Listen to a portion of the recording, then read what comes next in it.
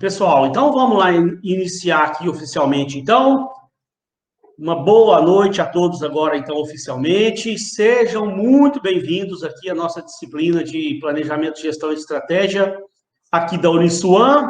Toda sexta-feira a gente está aqui. Já estou começando a ficar meio triste, pessoal, que nós já estamos começando a caminhar para o final aí da nossa matéria. Vou ficar com muita saudade de vocês. Mas espero ver vocês aí no próximo período em alguma outra matéria, né? Tem umas matérias bacanas aí que eu dou aula também, de gestão de RH, de desenvolvimento e comportamento humano nas organizações. Esse período eu tive uma matéria bem legal aí de gestão do conhecimento. Eu espero que período que vem a gente esteja juntos aqui novamente aqui para aprender mais coisas. Vamos lá, então, sem perda de tempo aqui, ó. Que a gente estava vendo? Nas aulas anteriores, lá, nós falamos bastante coisa de posicionamento amplo, específico, de valor e preço, proposta total de valor. Aí eu mostrei para vocês aquela matriz de Ansoff, lá na penúltima aula. Aí na aula passada eu ia entrar já na matriz BCG e estratégia do Oceano Azul. Só que, como eu tinha que falar da atividade supervisionada, para dar mais tempo para vocês falarem, né? Que eu fiz bem, porque se a semana passada eu tivesse falado da matriz PCG e da estratégia do Oceano Azul, hoje é que eu estava falando da atividade supervisionada. Então, eu sei que aquela atividadezinha lá dá um trabalhinho para fazer. Então, eu preferi inverter as aulas para você ter mais tempo aí, né? E hoje, no final da aula, vamos ver se eu consigo parar um pouquinho mais cedo aqui, para verificar aí se alguém ainda ficou com dúvida lá sobre a atividade supervisionada. Que aquela atividade, quando eu explico, o pessoal costuma entender, falar, não, professor, está entendido. Mas na hora que vai fazer, aí que começa a perceber que o negócio é um pouquinho mais complexo e começa a não dar conta. Começa a gerar dúvidas. Então, hoje, no final, eu paro aqui, dou uma olhada com vocês aí, o que eu posso fazer para ajudar vocês. Vamos, então, hoje falar aqui dos dois assuntos de hoje que eu queria falar com vocês. São modelos estratégicos, né? Lembra? Igual aquela matriz de Ansoff que nós vimos lá. É uma matriz que, às vezes, as pessoas... Muita gente acha que tem pouca utilidade, mas não, tem utilidade. Ela nos mostra um caminho, né? Ela nos dá um caminho. Se a empresa, aquela matriz de Ansoff, né? Se vai criar um novo produto, se vai vender o mesmo produto no mesmo mercado, se vai buscar um novo mercado, te faz você entender melhor, naquele momento, a melhor estratégia. Aí, a partir daquela matriz, você consegue ter uma visão mais clara do melhor caminho para você seguir. E essa matriz BCG também, ela te ajuda com isso também. E a estratégia do Oceano Azul, principalmente, essa aí que é uma coisa também muito legal, que eu vou mostrar daqui a pouquinho. Vamos lá, então, na matriz BCG. Ela foi desenvolvida pelo Boston Consulting Group, por isso que chama BCG. Boston Consulting Group é uma empresa americana de consultoria em administração muito famosa, tá? Chama Boston Consulting Group, eles que desenvolveram essa matriz BCG.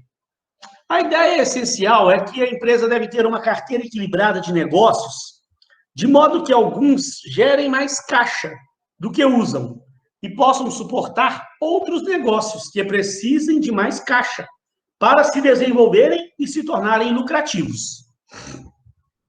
Vamos entender, então, do que se trata. Ó, é uma matrizinha que a análise dela aqui, assim, é simples, mas eu vou fazer um cálculo hoje aqui com vocês, que esse cálculo, na verdade, eu vou fazer que você, no mundo real, no seu dia a dia, você não precisa saber lá fazer esses cálculos, não. É para você poder entender o conceito dessa matriz. Para você poder entender num exemplo real, né, num exemplo, como é que essa matrizinha funciona. Mas aqui, de um modo geral, o que essa matriz nos diz? Essa matriz, ela fala o seguinte, ó, você tem 4 tipos de empresas no seu negócio aí, na sua carteira de negócios. Você tem uma empresa que está sendo criada agora, você acabou de criar aquela filial ou uma nova unidade estratégica de negócio, um negócio novo, que é chamado ponto de interrogação. Vou mostrar já isso com mais detalhes. Quando esse ponto de interrogação cresce de certa forma, que ele ganha uma certa participação relativa de mercado, que nós vamos ver já, ele vira uma estrela. Nós vamos ver o que significa, por que é chamado estrela e o que isso aqui nos quer dizer. Até que esse negócio seu cresce de tal forma que ele chega a dominar o mercado, e ele não tem mais, dentro daquele mercado, ele não tem mais para onde crescer. Ele já está com uma participação de mercado máxima. E aí, esse negócio, ele virou uma vaca leiteira. Que é dessa empresa que virou a vaca leiteira, é que você vai tirar caixa, dinheiro, verba, para investir em novos pontos de interrogação, novas empresas que você quer abrir. E aí, o que é que vem a ser o abacaxi ou bicho de estimação? Tem autores que chamam de abacaxi, outros autores chamam de bicho de estimação. Eu costumo mais falar abacaxi. Um abacaxi é um negócio que você colocou no mercado e você errou naquele negócio lá por algum motivo. Você analisou o mercado errado, achou que tinha campo para aquele mercado, achou que tinha público que fosse gostar daquele produto que você está lançando, e você abriu aquele negócio lá e, na verdade, aquele negócio não foi para frente, ele não vigorou, não deu certo. Aí ele acabou, a gente vai ver o caso, ele acabou virando um abacaxi, que depois você tem que parar e analisar se tenta ainda reverter o quadro, fazer algum investimento para que ele possa voltar a respirar e, quem sabe, voltar a ser um ponto de interrogação, quem sabe uma hora virar uma estrela, ou se realmente é melhor você pegar esse abacaxi e retirar ele do mercado, reconhecer que errou, não deu certo e tirar do mercado. Agora, então, olha só, você tem de um lado aqui, ó, um eixo que você mede a participação relativa de mercado dessa empresa que você está criando. Aqui você tem uma participação relativa baixa, aqui você tem uma participação relativa alta. O que significa essa participação relativa de mercado? Normalmente você mede a participação de mercado dessa empresa que você está criando com relação à principal concorrente que aquela empresa tem naquele mercado, naquele setor, né? Dentro daquele setor, naquela localidade onde você está abrindo, você se baseia, né, sempre no seu maior concorrente. Então, a relação da sua participação de mercado em relação ao seu concorrente. Vou te mostrar isso com números. Por isso que eu falei, eu vou abrir uma planilha de Excel aqui para fazer uns cálculos numéricos aqui de participação de receita, que aí você consegue entender isso aqui melhor. Então, olha lá, quando essa participação sua, ela começa baixinha, você começa com um nível baixo de rendas e o seu concorrente com um nível alto de renda, até que você vai crescendo a sua participação, conquistando o mercado. A hora que essa participação relativa passa de 1, isso é sinal que você superou aquele concorrente. Eu vou te mostrar o exemplo. Você superou aquele concorrente seu e a sua empresa, ela se passou de ponto de interrogação, passou a ser uma estrela, já com uma alta participação de mercado, tá? E de cá você tem a taxa de crescimento de mercado. O que isso significa? O quanto essa empresa sua ainda pode crescer dentro do mercado, né? Quando a sua empresa entra no mercado, você coloca uma empresa no mercado, ela ainda ela é um ponto de interrogação. Ela começa com uma participação de mercado baixa. Então, ela tem uma alta taxa de crescimento. Alta, ela pode crescer muito ainda. Então, ela está aqui em cima desse quadrante. Ó. Ela tem uma baixa participação de mercado num mercado onde ela pode crescer muito, uma taxa de crescimento de mercado muito alta. Ponto de interrogação. À medida que essa empresa vai crescendo, que ela vai aumentando a participação relativa de mercado dela, quanto mais ela cresce a participação dela no mercado, menor vai ficando a taxa de crescimento. Menos ela pode crescer. É lógico, né? Você vai crescendo, crescendo, crescendo, aí a probabilidade de você crescer mais diminui, porque chega um ponto, imagina, você já está lá dominando o mercado, você já está com 90% do mercado, vamos supor. Imagina, você chegou no mercado e dominou aquele mercado. Você já tem 85%, 90% do público daquele mercado já compra da sua empresa. Então, você não tem mais para onde crescer.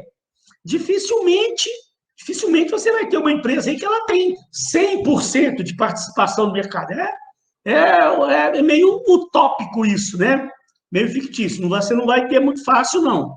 Uma empresa que tenha 100%. Então, a hora que a sua empresa começa a chegar lá, 75% de participação, 85% de participação no mercado, que ela já está dominando aquele mercado lá, ela passa a atuar num mercado onde a taxa de crescimento é baixa. Por isso que ela vira uma vaca leiteira. Ela tem uma alta participação, mas está num mercado onde ela não tem mais como crescer, um mercado de baixa taxa de crescimento de mercado.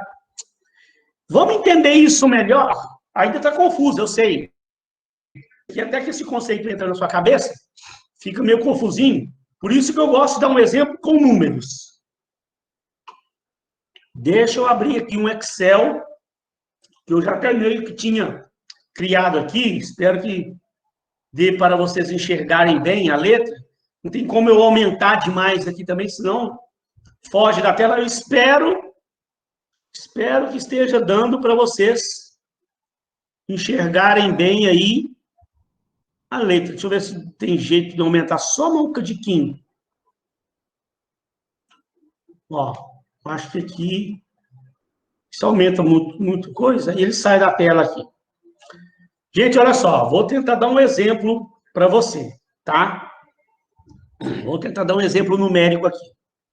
Digamos, vamos supor que, pegar o nome de um aluno aqui, para usar de exemplo. Espero que a dona Adriana, a primeira ali, espero que ela não se incomode de eu usar o nome dela, minha querida Adriana Silva de Lima.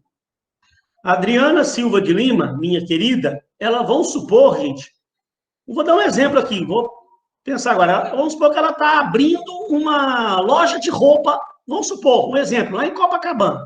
Vamos supor que ela já tenha uma loja de roupa,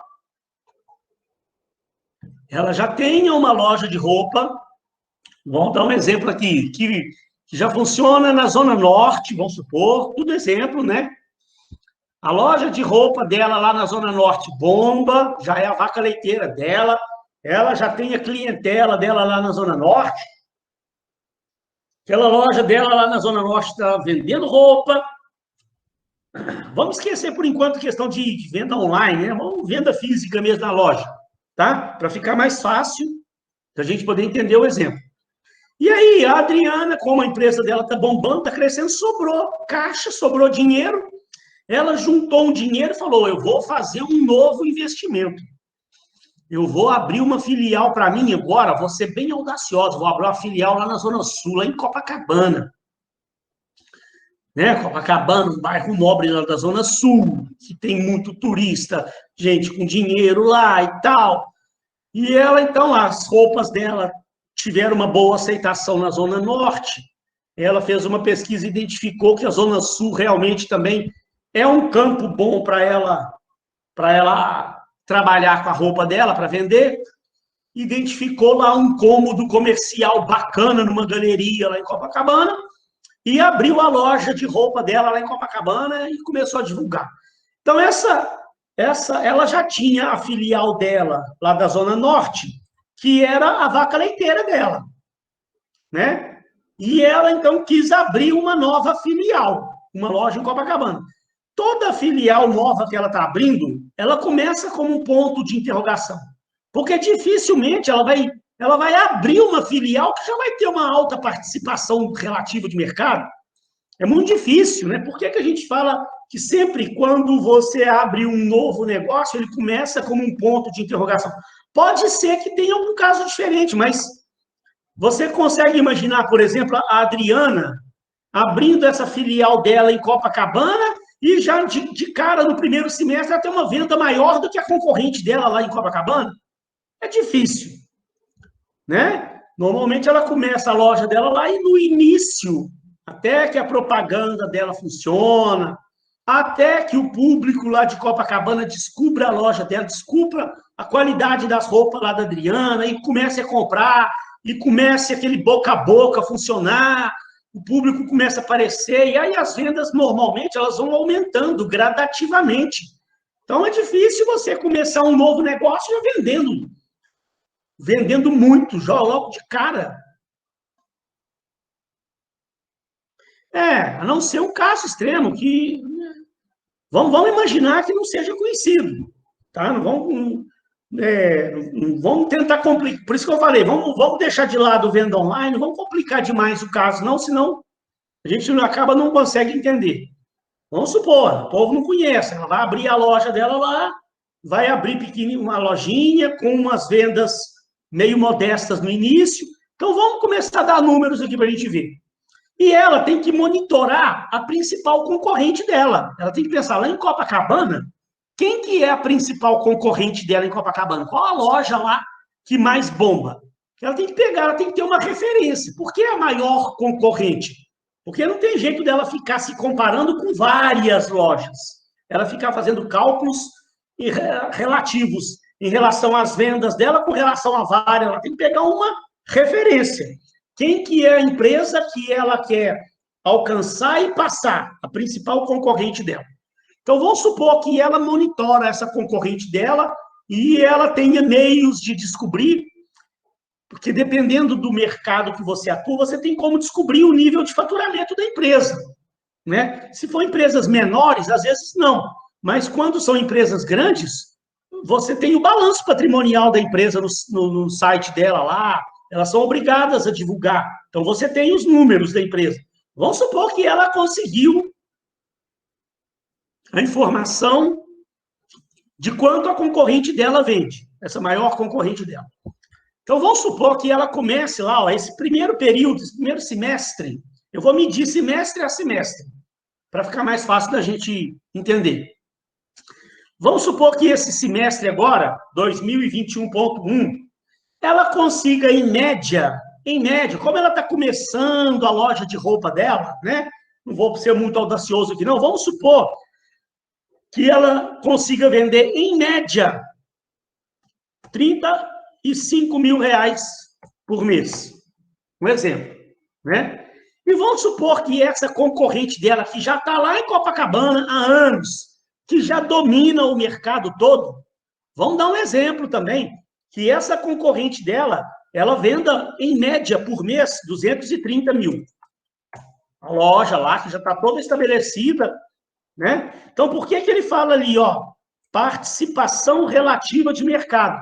Tá vendo que ele tem um número aqui, ó, 0,1 aqui é baixo, 1 é a média, e depois aqui para cá alta. De 1 para cima, alta participação. Ó, isso aqui é um índicezinho que eu calculo dividindo, por isso que chama participação relativa. É a participação dela em relação à participação da concorrente. É só dividir um pelo outro. Olha lá, ó.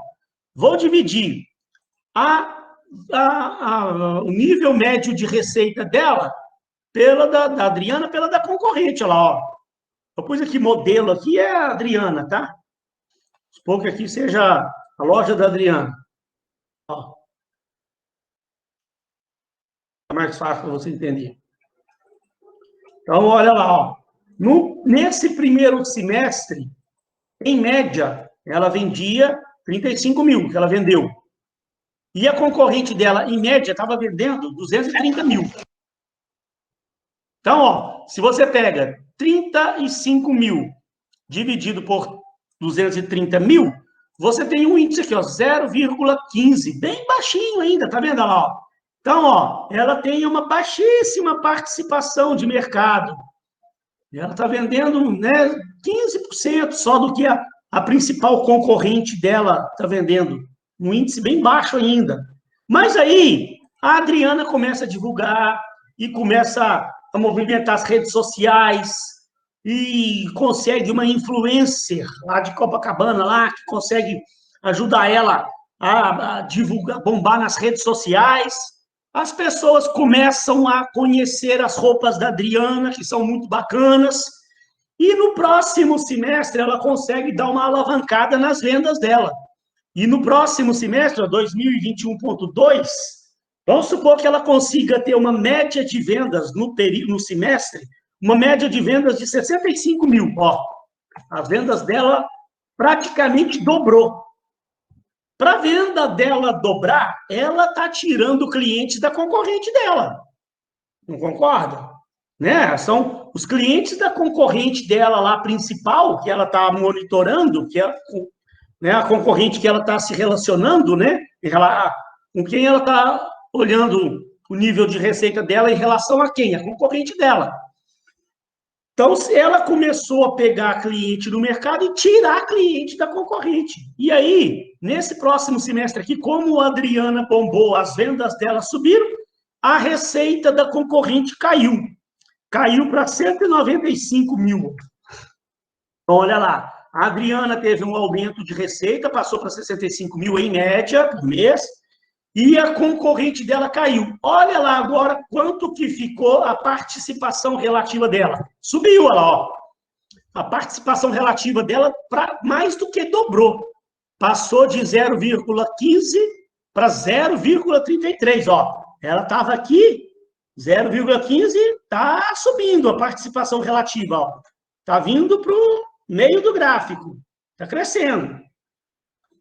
Aí, a Adriana viu que o negócio está dando certo, começou a bombar, fez mais investimento, aí ela colocou também outdoor, colocou anúncio num monte de lugar e melhorou o nível dos produtos dela ainda mais e começou a surtir boca a boca, né? Porque é bacana, boca a boca funciona muito bem. As pessoas de Copacabana compraram a roupa lá da loja da Adriana, falaram para os seus vizinhos, nossa, abriu uma loja agora bacana demais, que roupas maravilhosas, preço bom, atendimento é bom. E ela foi só aumentando a venda, de forma que no próximo ano, 2022.1, aí as vendas dela deu um upgrade bem grande, foi para 115, vamos dar uma aumentada logo aqui, foi para 130 mil. Ó, as vendas dela subiram, dobraram, e no próximo ano as vendas dela já vai estar em 130 mil. E ela está tirando o cliente de quem? Da concorrente dela. As vendas da concorrência ela vai caindo. Né? Então, vamos supor aqui que ela vendeu 130 mil, e agora, vamos dar um exemplo aqui. Vamos dar um exemplo, que ela já está bem próxima agora da concorrente. Ó, a concorrente dela já caiu para 145 mil. Ó, agora a Adriana já está vendendo por mês, em média, 130 mil, está tirando o cliente dessa concorrente dela, concorrência está perdendo cliente para a Adriana. Quanto está a participação relativa dela agora? Já está próximo de 1, olha lá, quer ver? Olha lá, 0,90. Então, olha lá, ó, participação relativa saiu de 0,15, foi para 0,33, e agora já está em 0,9. Ela já está passando já de um ponto de interrogação para uma estrela. Ela já está quase atingindo 1 na sua participação de mercado. Vamos supor que aí, ó, depois ela consiga aumentar mais um pouco. Vamos supor que ela passe as vendas dela para 140 mil e a concorrente 140 mil. O que aconteceu? Ó, a Adriana está vendendo, em média, 140 mil e a concorrente dela vendendo 140 mil. Qual que é a participação relativa de mercado dela? 1. Ela igualou. Ela agora já igualou a concorrente dela. Ó, voltando para cá, ó, a empresa dela, que começou como ponto de interrogação, ela já está virando uma estrela, já está no limite aqui, ó, ela já está com uma participação relativa de 1. Ela já igualou o nível de receita dela, a média, com a principal concorrente que ela tinha.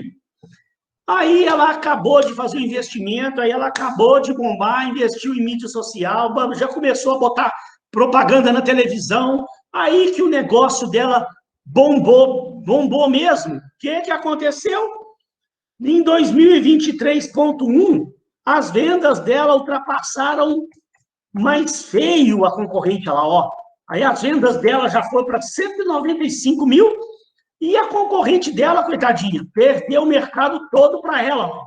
Ela superou já feio a concorrente dela, olha lá, ou bonito, né? Olha lá, então, agora a participação de mercado dela vai ser maior que uma, ó. 3,25 já.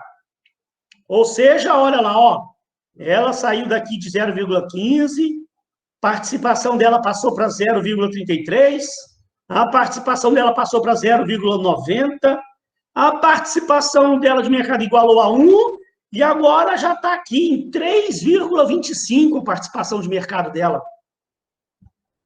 O que aconteceu agora com essa empresa dela? Essa empresa dela virou já uma estrela.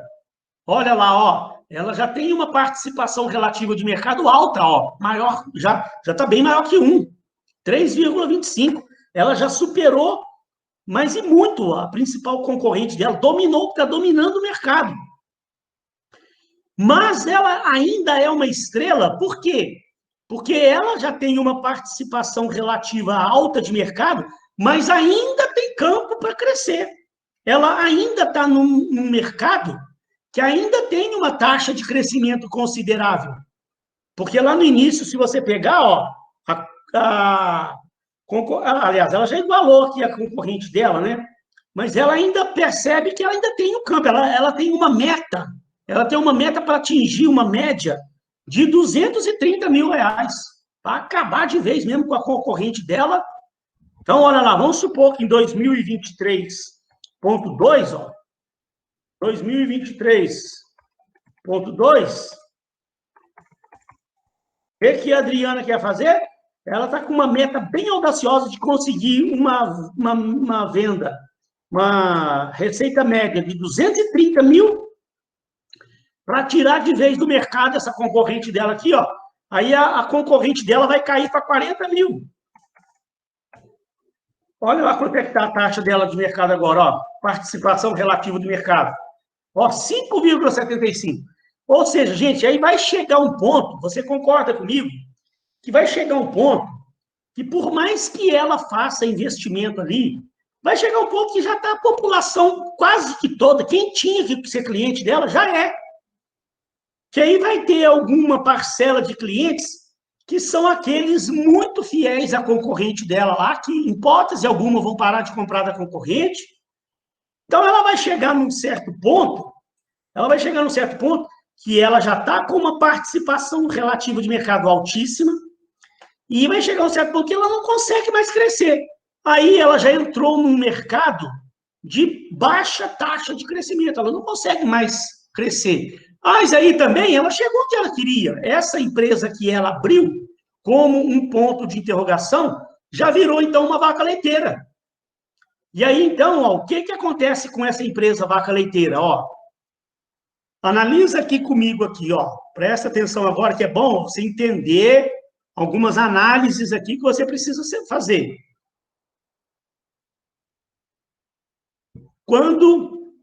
Quando a Adriana abriu a empresa, ela era um ponto de interrogação.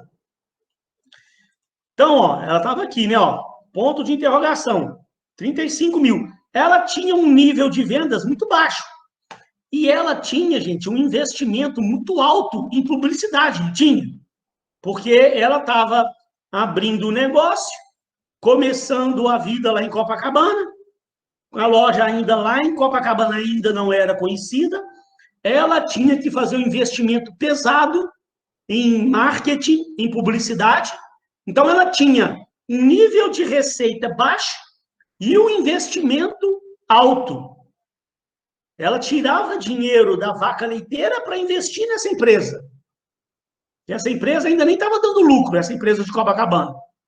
Mas aí ela foi investindo, essa empresa foi crescendo a participação, aumentando a receita, virou uma estrela.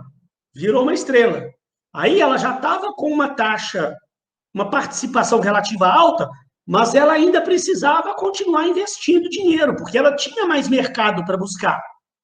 Então, ela continuava investindo muito. Então, apesar dela ter uma receita alta, como estrela, ela tinha uma receita alta, mas ela tinha um investimento alto também. Então, essa empresa ainda não dava tanto lucro para ela pegar o caixa e fazer novos investimentos. Ah, mas a hora que ela se torna uma vaca leiteira, a hora que ela vem para cá, que ela se torna a vaca leiteira, aí o que acontece? Ela já dominou o mercado, aí ela já criou uma imagem no mercado, ela já criou clientela dela no mercado, aí ela não precisa mais fazer tanto investimento em publicidade. Aí ela passa a fazer um investimento em publicidade mais modesto só para manter a marca, só para manter aquilo na cabeça das pessoas, para anunciar alguma novidade. Ou seja, ela vai ter um investimento bem menor que ela vai precisar fazer e vai ter uma receita muito alta lá. Agora ela está vendendo 230 mil, com investimento em publicidade e outras despesas baixo. Então sobra caixa, não concorda? Se ela tem uma receita alta e um investimento baixo, vai sobrar dinheiro, vai sobrar caixa. Aí ela virou uma vaca leiteira, de onde ela vai tirar dinheiro para investir em novos pontos de interrogação. Então, esse exemplo, gente, eu não quero que você fique bitolado aí, preocupado. Meu Deus, esses cálculos, como é que eu faço isso? Não é para você, eu não fiz esses cálculos para você decorar, não. Mas é para tentar ilustrar. Se você não entendeu muito bem agora, depois tenta assistir de novo a aula, só para ficar isso mais claro para você. Mas não quero que você aprenda a fazer esses cálculos, não. Eu só quis exemplificar com números para você ver, para você conseguir perceber o crescimento da participação dela no mercado. Porque à medida que ela vai crescendo, ela vai tomando cliente da concorrente dela. Então, ela vai aumentando a receita e a concorrente vai reduzindo a receita. Até que uma hora ela passa. Quando ela passa, a concorrente, né? Ela superou a receita da concorrente, ela virou uma estrela. Mas ainda tem campo para crescer. Então, ela ainda é uma estrela. A hora que ela cresce, cresce, cresce a participação dela. Chega um ponto que não tem mais aonde ela buscar cliente, ela já está com uma participação bem alta no mercado, aí ela vira uma vaca leiteira. Aí ela tem uma receita muito alta e uma despesa baixa, vai sobrar caixa dessa empresa para ela investir em novos pontos de interrogação. Aí, a hora que essa empresa dela tiver já como uma vaca leiteira, aí ela vai poder olhar e falar, bom, beleza, agora eu já tenho duas vacas leiteiras. Eu tenho minha vaca leiteira da Zona Norte, tenho minha vaca leiteira aqui da Zona Sul, eu vou agora buscar um novo mercado para mim. Para onde eu vou? Eu vou para Barra, eu vou para Niterói, vou para a região dos lagos. Aí ela tem que fazer pesquisa, né? Aí tem que pesquisar o mercado, fazer aquela análise do ambiente de marketing, tentar entender se aquele produto dela tem campo lá na Barra, se aquele produto tem campo em Niterói, tem campo na região dos lagos, qual o melhor mercado para ela. Aí, se ela decidir, né? Vamos supor que ela vai ir. Então, resolve abrir lá na região dos lagos. Vai abrir lá como um ponto de interrogação. Vai começar lá com uma receita baixa, quem que é a maior concorrente dela, né?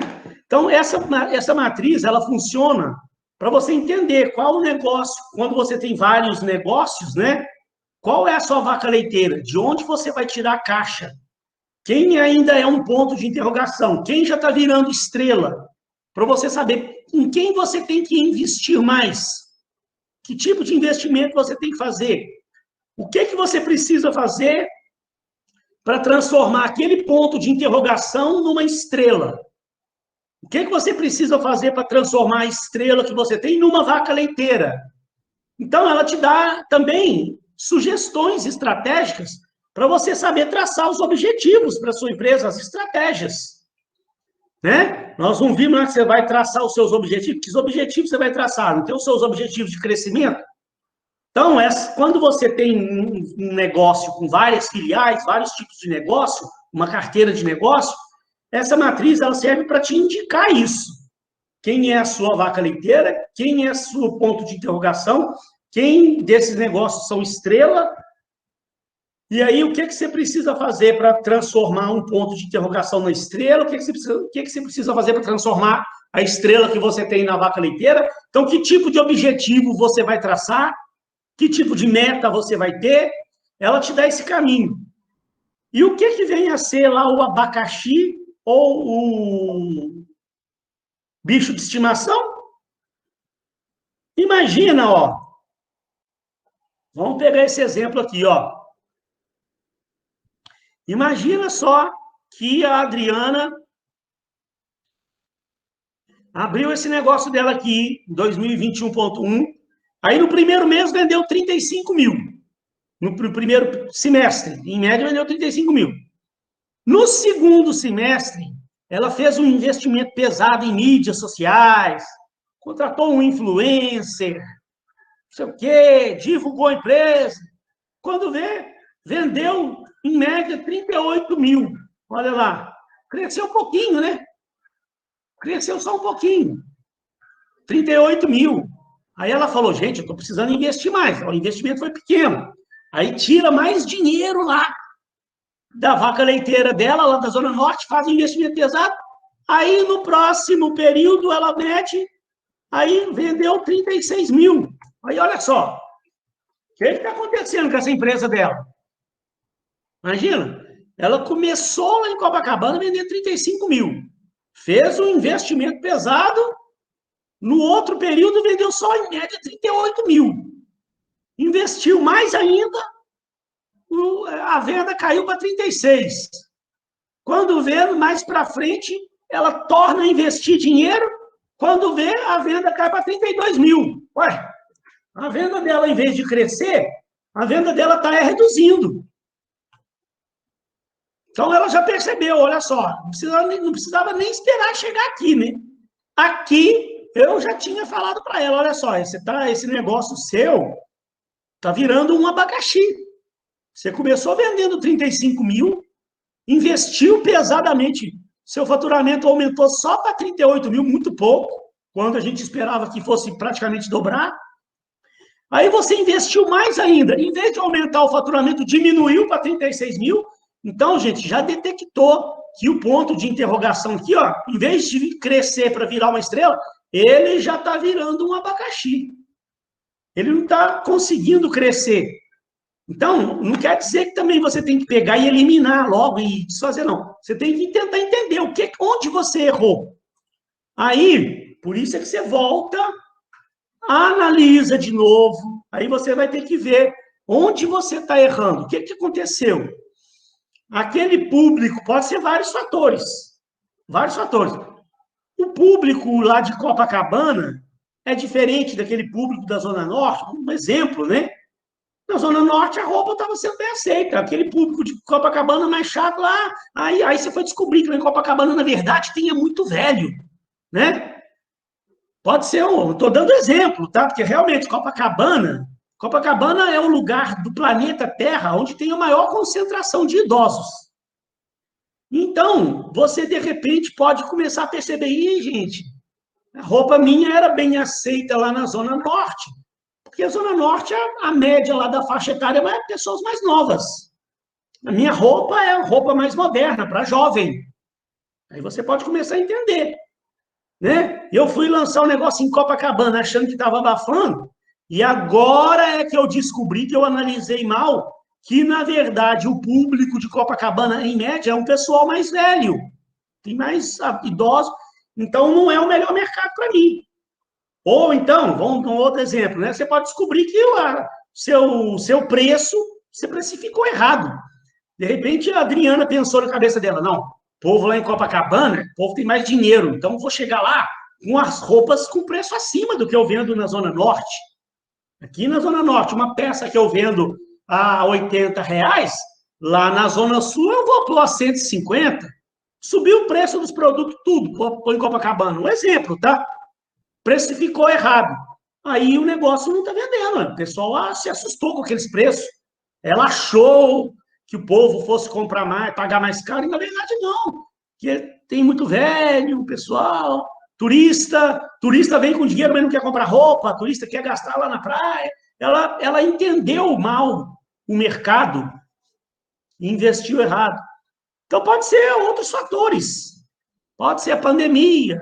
Aí, o que ela tem que fazer? Ela tem que analisar. Ela tem que fechar a loja dela? Não, ela pode, de repente, se reestruturar. Falar, não, eu quero insistir mais um pouco aqui em Copacabana. Então, eu posso, vamos dar um exemplo, né? Vamos supor que ela identificou essa questão do público, da faixa etária. Então, ela pode pensar, quem sabe eu não crio uma linha de roupas mais voltadas para pessoas mais velhas, pessoas da terceira idade. E, de repente, o negócio dá uma reviravolta e bomba. E ela acertou. Ela tinha errado na estratégia, né? Ou, de repente, se for, por exemplo, a questão do preço, ela pode dar uma revisão na sua precificação e, de repente, baixar o preço. Ela chegar com um preço, em vez de quase o dobro dos preços da Zona Norte, ela só pôr 15% a mais do que o preço da Zona Norte só. E aí, de repente, o pessoal percebe que os preços baixaram e o negócio começa a comprar e começa a se alastrar no mercado. Agora, se ela perceber que realmente foi um investimento errado, ela tem que analisar. Foi um investimento errado? Então, a melhor saída, de repente, é encerrar o negócio. Olha, errei, pronto. Porque não adianta você ficar insistindo, gastando dinheiro, se o nível de vendas não está subindo e você não vê uma esperança, não vê uma luz no fim do túnel. Então, essa aqui é a ideia por trás dessa matriz BCG. Aí, o que o autor fala aqui, né? Isso aqui que ele fala, ó, eu já expliquei. Quando é que é a participação, papapá, isso eu já expliquei. O que é o ponto de interrogação? Eu também já expliquei, né? Mas vamos ler isso aqui para não esquecer nada. Lá. Ponto de interrogação. Negócios que operam no mercado de altas taxas de crescimento, mas ainda com uma baixa participação relativa. A maioria dos negócios começam como um ponto de interrogação. Aquilo que eu falei, tá vendo? Ó? Próprio que a Bernardo falando, a maioria. Pode ter algum negócio que ele já começa como uma estrela? Pode. E de repente, já aquele caso que eu não lembro agora quem falou, a aluna ali falou, a marca já podia ser conhecida, já entrou já no mercado lá bombando. Tudo bem. Não, isso não é impossível de acontecer, não. Pode acontecer, né? Uma empresa, por exemplo, que é lá dos Estados Unidos, é famosíssima lá, e vem cá para o Brasil, inaugura aqui, já vem com esse nome já lá dos Estados Unidos, já, e o povo aqui já mais ou menos conhece a marca, a hora que a marca chega aqui já bombando, de repente o negócio já vem bombando já desde o início, pode acontecer. Mas, normalmente, né, todo novo negócio começa como um ponto de interrogação. Necessitam de grande aporte de recursos para crescer. Também dei o exemplo aqui, né? A Adriana tem que fazer um investimento pesado para o negócio dela crescendo, para acompanhar o alto crescimento de mercado e tentar encostar ou ultrapassar o líder. Exatamente no exemplo que eu dei. Estrelas, negócios que começaram como ponto de interrogação e se tornaram bem-sucedidos. Utilizam muito recursos ainda para acompanhar o alto crescimento do mercado, porque a estrela, ela ainda está no mercado, ela já virou uma estrela, mas ainda tem mercado para conquistar, para crescer. Então, você continua investindo nela ainda. Até que se estabilizam e passam a ser mais lucrativas e vira uma vaca leiteira. Olha lá.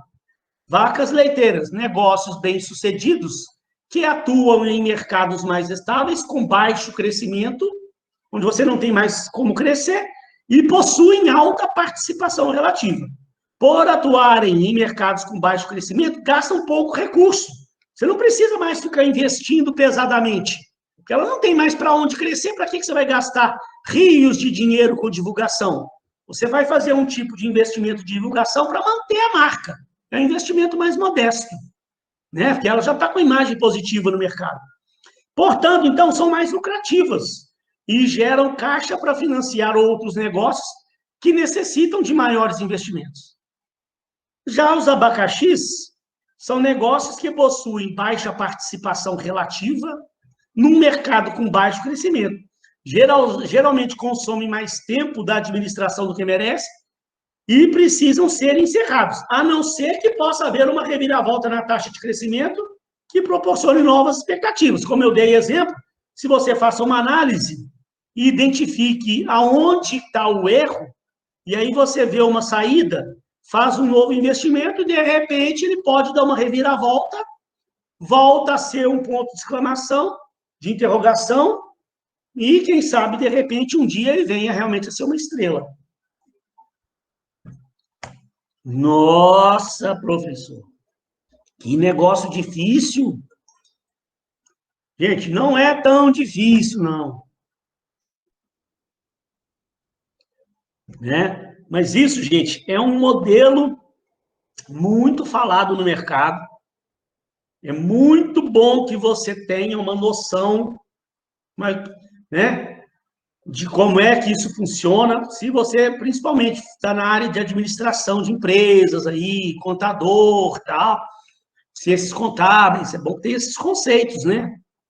Que mais cedo ou mais tarde você vai conversar com alguém lá na empresa lá, e o cara vai falar com você de matriz BCG, tal, você tem que ter uma noção do negócio.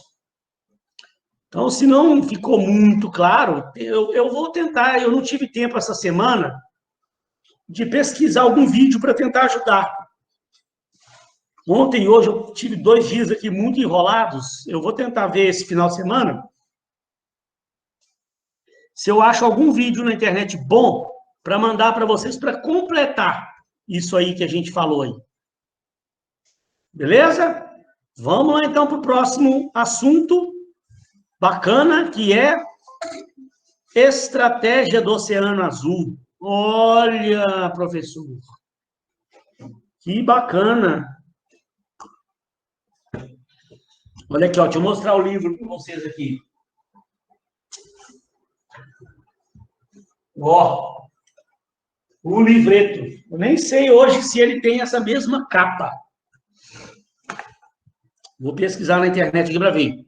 Esse aqui foi a primeira versão que saiu desse livro. É um livro relativamente novo, tá?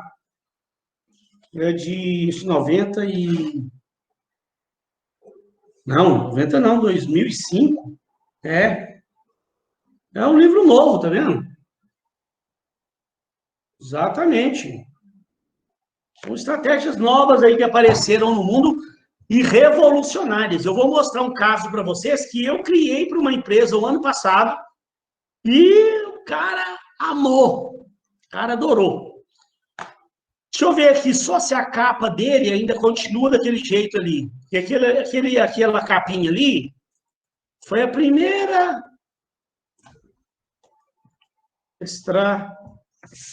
Foi logo que ele saiu, eu comprei. Estratégia do Oceano Azul, acho que ele mudou a capa dele. Olha lá, ó, mudou. Ó, capa dele, a capa primeira era essa. Agora, ó, como é que é a capinha dele, ó. Tá vendo, ó? Ver se eu consigo ampliar aqui. Aí, ó. Estratégia do Oceano Azul. A capa dele agora é diferente, tá vendo? Mas então vamos lá entender isso aqui, então. Como é que isso foi criado? O que acontece com essa estratégia aqui? Tem um texto inicial aqui que a gente vai dando uma lida para entender de onde isso surgiu e daqui a pouco a gente começa realmente a botar a mão na massa e entender o funcionamento dessa estratégia. Antes de mais nada, deixa eu só lembrar uma coisa que eu estou esquecendo. Olha aqui, ó. Lembra, pessoal, lá na primeira aula dessa unidade, lembra que eu falei isso aqui com vocês, ó? O Porter, Michael Porter, quando ele lançou o livro dele lá em 1980, ele falou assim, ó, a empresa, de uma forma ampla, ela tem que pensar numa estratégia ampla. Tem 3 tipos de estratégia que a empresa tem que tem que analisar qual ela vai usar. Tem a diferenciação, liderança em custo ou enfoque. Lembra que eu falei com vocês o seguinte, ó, o próprio Porter, no livro dele, o Michael Porter, ele fala assim, ó, a empresa não deve querer combinar diferenciação com liderança em custo, porque isso não dá certo. Vocês lembram daquele exemplo que eu dei da caneta? Eu até dei o exemplo de um pincel de escrever no quadro. Eu falei, imagina, para a empresa criar o pincel diferenciado, com a tinta diferenciada, ela gastou com um engenheiro de produto, ela gastou com desenvolvimento de novos produtos, ela gastou com pesquisa de mercado, ela fez um investimento pesado para criar um produto diferenciado. Como é que ela vai querer, ao mesmo tempo, ser líder de custo? Não tem jeito.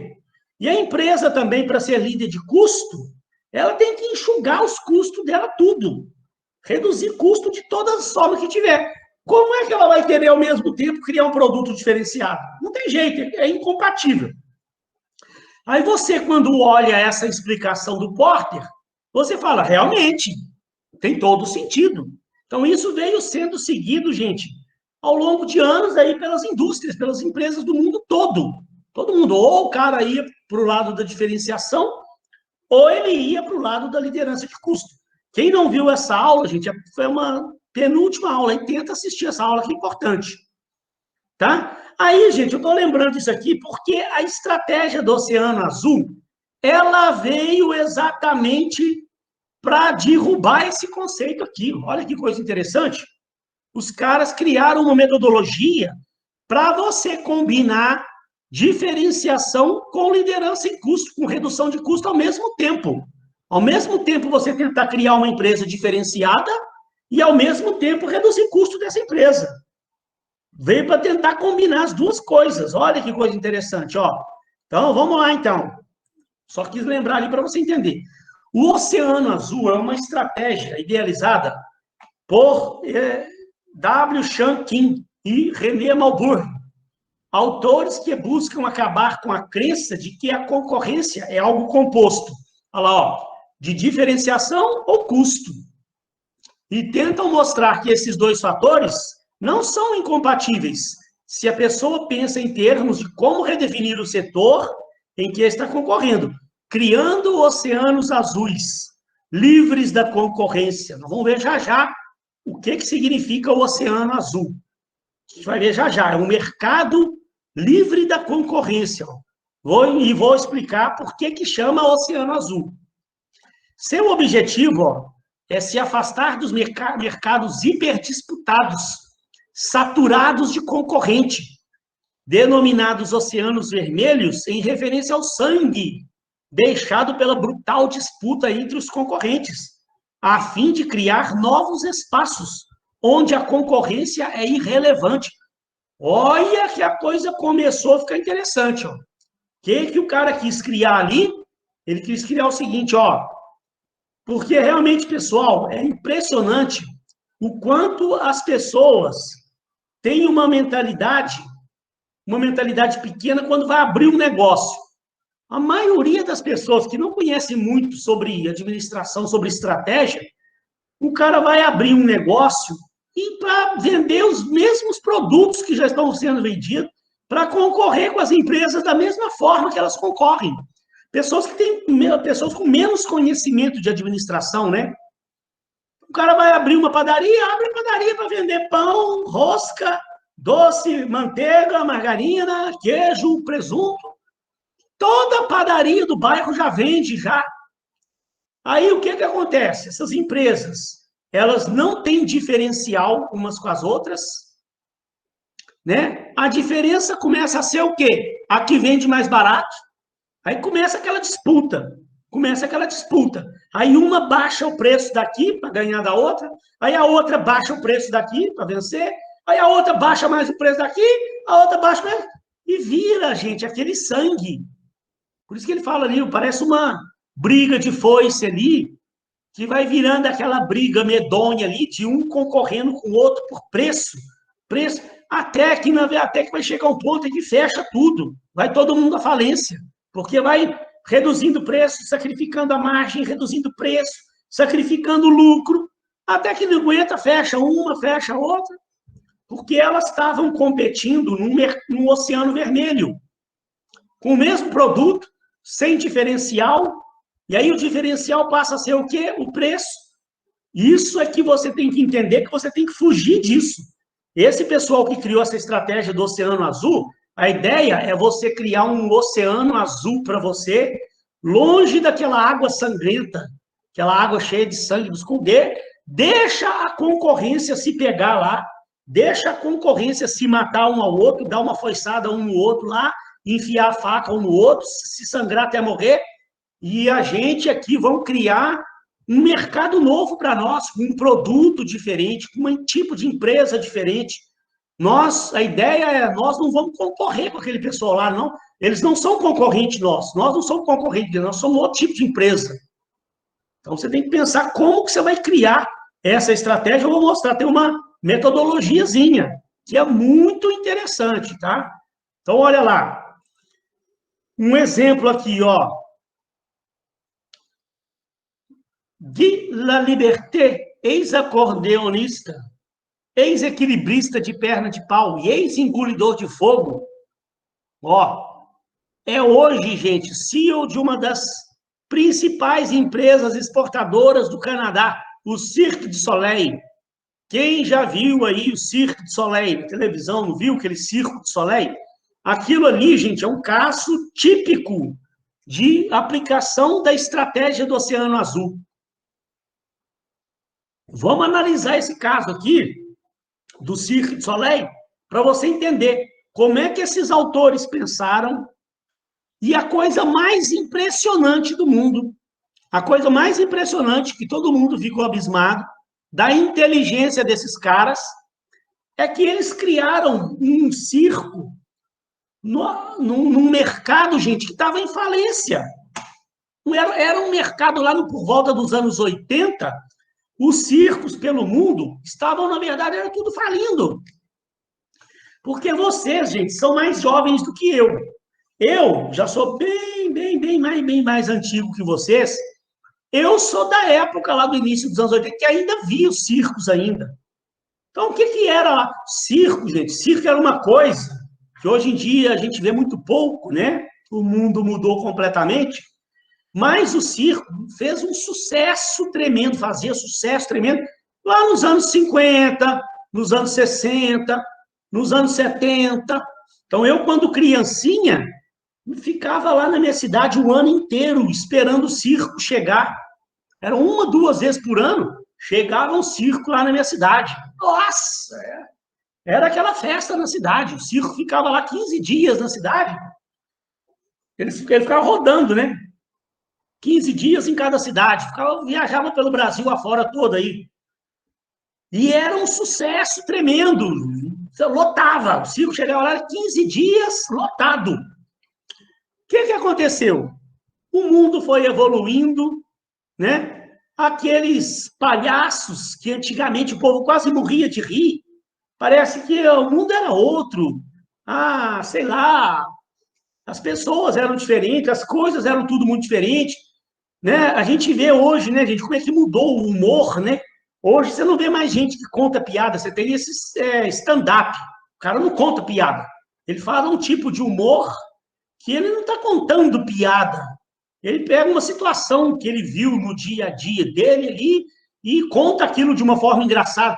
Se o cara chega e vai contar piada, ninguém quer saber de piada. Então, as coisas vão mudando, o gosto das pessoas, né? Lá naquela época, o palhaço era uma coisa engraçada. Os palhaços lá no picadeiro, lá, e um ia sentar, o outro puxava a cadeira, o palhaço caía no chão, o povo ficava 15 minutos rindo. Era uma coisa engraçada demais. Aí um cuspia água no outro, todo mundo morria de rir. Com isso, gente, foi chegando lá os anos 70, anos 80, esses palhaços começaram, de certa forma, a perder a graça. O tipo de humor foi evoluindo, foi mudando.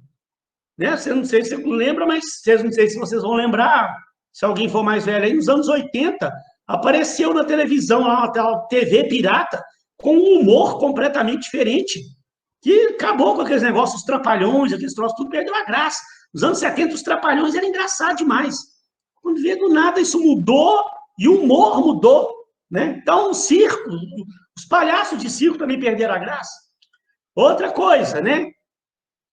Os animais, todo o circo lá naquela época, nos anos 60, anos 70, uma das coisas mais interessantes eram os animais, né? A gente ia para ver elefante, porque a gente não via elefante, não via girafa, não via hipopótamo, não via leão, não tinha isso, né? Na cidade lá do interior, lugar nenhum tinha. Aí chegava o circo, ficava todo mundo louco para ver um leão, o cara lá domando o leão, a mulher lá em cima do elefante, o cara lá com o tigre, todo mundo, nossa. Mas isso fazia muito sucesso nos anos 60, nos anos 70. Chegou nessa época dos anos 80, começaram a perceber, começou a mudar o sentimento das pessoas com relação àqueles animais de circo. Por quê? As pessoas começaram a perceber, na verdade, que aqueles animais eram maltratados no circo, não se alimentavam direito, porque é muito caro você tratar de um elefante, é muito caro você tratar de um hipopótamo, o bicho come 250 toneladas de comida por semana, um bicho daquele. Você acha que um circo daquele dava 250 toneladas de comida para o animal? Para um? Jamais. O bicho come muito, né? Então, as pessoas começaram a perceber que aqueles animais passavam fome, eles ficavam doentes, não tinha tratamento veterinário para eles, não tomava vacina, não eram cuidados, eram maltratados, ficavam acorrentados. Então, foi gerando também um senso, sabe, de... As pessoas passaram a não querer mais aquele tipo de coisa, de ir no circo para ver animal, porque sabia que o animal era maltratado. Então, o circo, ele foi, parece que veio, nos anos 80, veio perdendo valor. Então, gente, a maioria dos circos do planeta Terra começaram a entrar em decadência. Era um setor falido, praticamente falido, tinha praticamente acabado. E aí os caras criaram um circo nesse cenário. E o negócio fez sucesso no mundo inteiro. Olha que façanha. Olha que façanha. Então, olha aqui, ó. Vamos já entender já exatamente o que é essa. Criada em 1984 por um grupo de artistas de rua, as produções do Cirque du Soleil já foram vistas por quase 40 milhões de pessoas. Isso aqui já tem muitos anos, foi em 2005. Em 90 cidades em todo o planeta. Em menos de 20 anos, o Cirque du Soleil alcançou o nível de receita que o Ringling Bros and Barnum Bailey Circus, campeão mundial da indústria, só atingiu mais de 100 anos, em 100 anos de atividade. Em 20 anos, o Cirque du Soleil atingiu o nível de vendas do Ringling Bros. Olha para você ver. Olha que mais. O que torna a proeza ainda mais notável é que esse crescimento fenomenal não ocorreu num setor atraente, era um setor que estava em decadência, o circo estava tudo falindo. Ao contrário, sucedeu num setor decadente. Outro aspecto impressionante é que o fato de estar avançando, é que ele estar avançando sem conquistar fatias de demanda do circo já existente. Ou seja, eles criaram um circo que era um circo, mas com um público diferente. Eles não estavam tomando os clientes dos outros circos, não. Criaram um público diferenciado para aquele tipo de circo. Olha que coisa legal. Né? Porque teoricamente, né, o público-alvo daquele circo lá dos anos 60, dos anos 70, era criança. O Cirque du Soleil, o público-alvo deles são adultos. O Cirque du Soleil não concorreu com os circos tradicionais para chegar ao topo. Olha que coisa interessante. Então, em vez disso, criou um novo espaço de mercado inexplorado, com características inconfundíveis, que tornou irrelevante a concorrência, atraindo adultos e clientes empresariais dispostos a pagar preço mais alto. E outra façanha, com o preço de o ingresso mais caro. Olha para você ver. Ou seja, um mercado que estava à beira da falência, uma indústria que estava em decadência, os caras criaram um circo, no mesmo setor, mas com características bem diferentes, para um público diferente e por um preço mais caro. bem mais caro. Não é barato para você ir lá no circo assistir o Cirque du Soleil, não. Olha que negócio interessante que esses caras fizeram. Então, vamos lá, ó. Vou dar um intervalinho já já, mas eu só dei uma avançadinha aqui, que daqui a pouco eu volto e só concluo. Então, você tem, olha lá, os oceanos vermelhos, ó, são setores já existentes. Igual naquela época ficava aqueles circos concorrendo entre si. E aí ia baixando o preço, e não tinha diferencial. Todo circo que você ia era palhaço, era a girafa, o elefante, o domador de leão, aquela mulher que ficava lá rodando, fazendo malabarismo. Pronto, era só, né? Espaços já conhecidos, as fronteiras setoriais são definidas e aceitas, as regras competitivas do jogo são conhecidas. As empresas tentam superar seus rivais para abocanhar maior fatia de mercado. A briga de foice ensanguenta as águas, dando origem aos oceanos vermelhos. E fica ali todo mundo concorrendo, competindo só pelo preço. O oceano azul, não, gente, olha lá. São setores não existentes. Os caras criaram um setor diferenciado para eles. Espaços de mercado desconhecidos e inexplorados. Caracterizam-se pela criação de demanda e crescimento altamente lucrativo. Embora alguns oceanos azuis sejam desbravados bem além das fronteiras setoriais, a maioria se desenvolve dentro dos oceanos vermelhos, como fez o Cirque du Soleil. Ele apenas se diferenciou, saiu daquele oceano vermelho lá e criou um oceano azul para ele.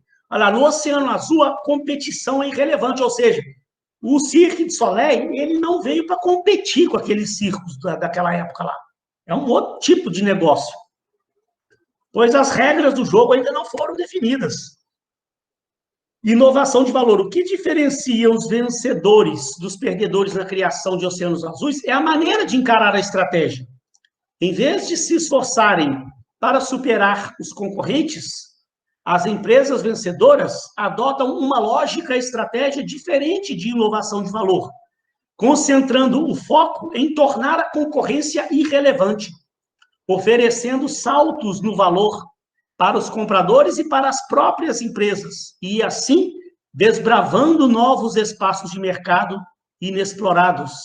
Olha lá, olha aqui aquilo lá, ó, a relação da diferenciação com o preço de custo, com redução de custo. Ó. Tradicionalmente, acredita-se que as empresas, quando comparadas aos concorrentes, devem ser capazes de criar mais valor para o cliente a custo mais alto, ou criar o mesmo valor a custo mais baixo, aquilo que nós falamos lá naquela aula, né? Ou você chega com um produto diferenciado, com um preço um pouco mais alto, você tem um custo mais alto, mas tem um produto diferenciado com um preço de venda um pouco mais alto, ou você vem enxugando seus custos todos com um produto sem diferenciação por um preço menor. Essa era a lógica até então, que todo mundo seguia, né? Então, a estratégia era escolher entre diferenciação ou liderança de custo. Em contraste, as empresas que buscam criar oceanos azuis perseguem a diferenciação e a liderança de custo ao mesmo tempo. Mas como assim, professor? Eu estou curioso para saber. Vai saber já já. Eu vou só dar um pequeno intervalo, ó. Vou mostrar aqui agora o que o Cirque du Soleil fez já já, 5 minutinhos. Vou mostrar o que o Cirque du Soleil fez, como eles criaram esse oceano azul para eles. Ó, vou mostrar, eu vou explicar isso aqui. E já já eu vou dar um exemplo lá na empresa que eu prestei consultoria o ano passado, a sugestão que eu dei para eles lá, aplicando a estratégia do Oceano Azul, que o camarada amou. Mas achou muito bacana. Então, olha só. Aí eu sei que ainda está um pouco confuso na sua cabeça. Na hora que eu mostrar o exemplo aqui para vocês, vai começar a ficar um pouco mais claro. Eu vou dar um intervalinho de 5 minutos, só abastecer minha água aqui. Em 5 minutinhos eu estou voltando, a gente acaba de entender isso aqui, eu fecho o assunto aqui e vejo se alguém precisa de algum apoio lá com a atividade supervisionada, se alguém quer mais algum esclarecimento com relação à atividade. Então, pessoal, já estou de volta aí. Pessoal, vamos dar sequência aqui, então. Ó, No final, a hora que eu vou explicar tudo, aí eu paro e vejo se alguém quer que eu volte para explicar de novo e tal. Que agora que a gente vai começar a ver realmente como é que a coisa funciona. Então, pessoal, olha só. Como é que esses caras lá do Cirque du Soleil, como é que eles aplicaram a estratégia do Oceano Azul? Olha só, essa estratégia ela funciona da seguinte forma. Eles, em primeiro lugar, eles analisaram o que é que os circos ofereciam, em termos de serviços, de produtos, o que é que eles ofereciam para as pessoas, né? Aqui, então, os atributos, eles chamavam de atributos. Quais são os atributos que são oferecidos? Então, ó, astros circenses. Então, há uma coisa interessante, ó. Uma coisa interessante. Isso aqui é lá nos Estados Unidos, né? Então, lá nos Estados Unidos, nessa época lá, pensa lá no início dos anos 80, né? Vocês não vão lembrar, lógico. Mas lá no início dos anos 80, ó, os circos, eles tinham preço baixo, o ingresso, o preço do ingresso era relativamente baixo. Aí, ó, aqui eles pegaram, analisaram dois circos, o Ringling Bros e os outros circos regionais menores aqui. O nível aqui eles colocaram os atributos e aqui o nível de oferta, se era alto, médio ou baixo. Então eles analisaram, o preço era relativamente baixo, o preço do ingresso. Aí aqueles circos, o que acontecia naqueles circos lá nos Estados Unidos? Era muito comum, lá naquela época, nos Estados Unidos, os circos contratarem astros de cinema. Tinha artista de cinema de Hollywood lá que eles iam fazer pequenas participações nos circos. Então, gente, imagina só o preço que era, o valor que era para um camarada lá, um astro lá, e fazer uma pequena participação. Era um troço caríssimo, tá?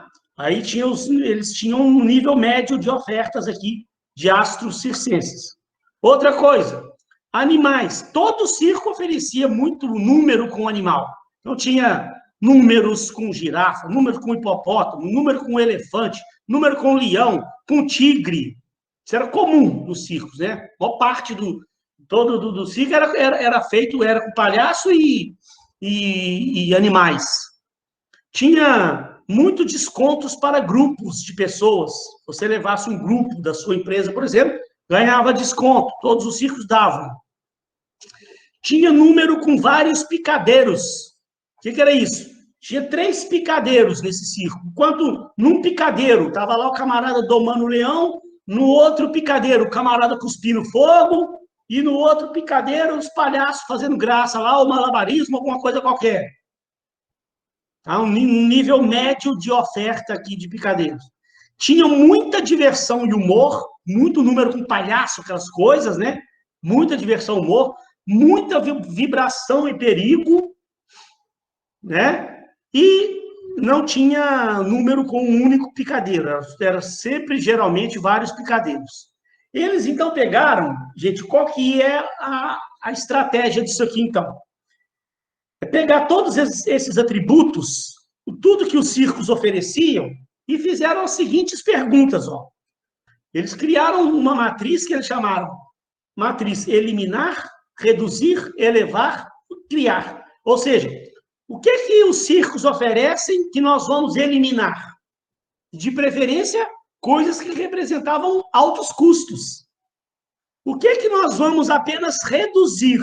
Né, lá, ó. Primeiro, que atributos considerados indispensáveis devem ser eliminados? Segundo, que atributos devem ser reduzidos? Não eliminados, apenas reduzir, bem abaixo dos padrões setoriais. Que atributos devem ser elevados, acima dos padrões setoriais?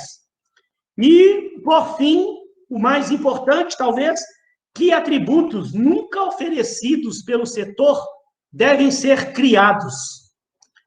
Então, olha só para você ver, ó. Aí eles criaram uma matriz, eles olharam para aqueles atributos que os circos tradicionais ofereciam e pensaram, ó, primeiro, aqueles astros circenses lá que eles contratavam, traziam, era caríssimo, representavam um custo altíssimo.